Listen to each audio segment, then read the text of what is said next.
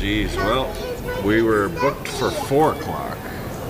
And next thing you know, it was delayed till 5:30 and then 6:30. And now it says 8:30, I think. Well, I mean, with all the shortage on air traffic controllers, it's not surprising. And we got delayed coming in from San Diego also. We circled around up above before we could land. Obviously, they need to hire some traffic controllers.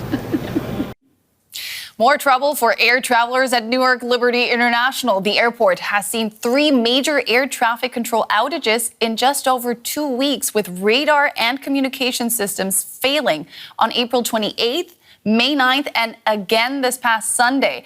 The Federal Aviation Administration, the FAA, says backup systems worked in the most recent incident, but safety concerns are mounting. Newark now leads the nation in flight delays and cancellations. Nationwide, those run in the thousands. FAA officials and airlines met again on Thursday to discuss cutting flight volumes, citing not enough controllers to manage the growing traffic. The Trump administration has unveiled a plan to modernize the air traffic control system within 4 years, but controllers and travelers are demanding quicker action to ensure passenger safety. Christine Negroni is an aviation and travel journalist. She joins us from Phoenix, Arizona. Christine, welcome. To start off, I'd like to know, how safe is it to fly in the U.S., especially the Newark area today? Oh, how safe is it is a very broad question, and I'd have to add some qualifiers to that. But I would say that what is happening at Newark and at other air traffic control facilities in the United States is deeply troubling. And when I speak about aviation and aviation safety, it is not common for me to say that. I think we operate, our air aviation system in America is quite safe, but we have a very big problem here. And I heard in the interviews before you introduced me, people saying that they want solutions and they want them fast, and that's just not possible. That is not possible with air traffic control, which has a long tail and a long lead. And, I'd say this is probably the most troubling problem facing aviation in my 30 years of writing about aviation and aviation safety. What exactly is the problem with the air traffic control system? Well, the problem is that it's been troubled for 40 years. And no one has applied a holistic solution to it, because it's very easy to kick this can down the road and say we can patch it here and patch it there, or we will add on new controllers, and in 5 years we will catch up. But that's not realistic, because the technology is old, the technology is patchworked. To get a holistic solution requires a lot of planning in advance, but also the fact that technology evolves so quickly that as soon as you start putting in new technology, it's already obsolete. So there's the technology conundrum. That's one big problem. And then there's the human conundrum, which is you can't go out on the street and rope people in and make them air traffic controllers any more than you can say, I have a problem with my leg. Let's find an orthopedic surgeon to fix it day after tomorrow. It takes time, it takes training, and it takes experience. These are highly experienced and highly specialized people. And that was a problem back in 1981 when President Reagan severed the air traffic controllers, and they have never caught up.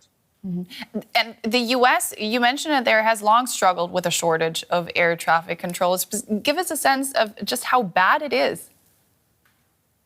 Well, the controllers, 11,000 controllers were fired by President Reagan back in the 1980s. And then there were, of the controllers who remained and the controllers who were brought in, they are now at a point and have been able to retire for the past 10 and 15 years. So even the controllers who were brought in after the strike are retirement age or past retirement age. They've left. So the shortage, they've never been able to keep up with the shortage. But the thing that I think does not get addressed enough, and I did write about on my blog, Flying Lessons Today, is that this hole in personnel is not just the hole, which is in itself a very difficult problem for the reasons I already explained, but the airlines have been adding on flights because they have juiced the desire for people to travel and people to travel long distances because those are the most profitable flights.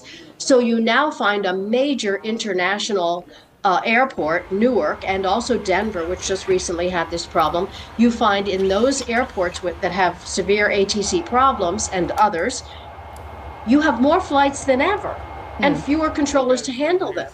And bringing in these new hires, which they haven't been able to get, will only solve the problem in a slow approach. So I have to ask, in addition to faulting American politicians and American regulators for not staying on top of this because it's not front of mind in the public and the public drives policy, then you have to also look at the airlines and say, what could they have been thinking? What do you think they were thinking? Because of course they also have a big lobby and they rely heavily on that very complicated system functioning. They were thinking dollars. And push okay, this that's a very down the road. simple answer. The U.S. government has announced this week a plan to modernize the national air traffic control system. In your opinion, what are the most urgent changes that need to be made? You already said there's not a quick fix, but maybe one aspect to tackle first? Well, nothing works well without a comprehensive plan. Comprehensive plan is not a quick fix. It's a good, long, expansive look in which you call in all the stakeholders, try and separate out their specific demands and see how they will all work together. So I think it's analogous to this idea that we can bring in air traffic controllers today and have them working tomorrow. Doesn't work that way, nor does a complex, vital, expansive system that is heavily reliant on both technology and humans get a quick fix. The hypocrisy of saying we're going to solve this problem in the next 3 years is, it's mind-boggling. There isn't a quick fix. I just don't know any other way to say it. There is no quick fix. We want there to be, but there's not. That was aviation journalist Christine Negroni. Great speaking to you. Thanks so much. Thank you.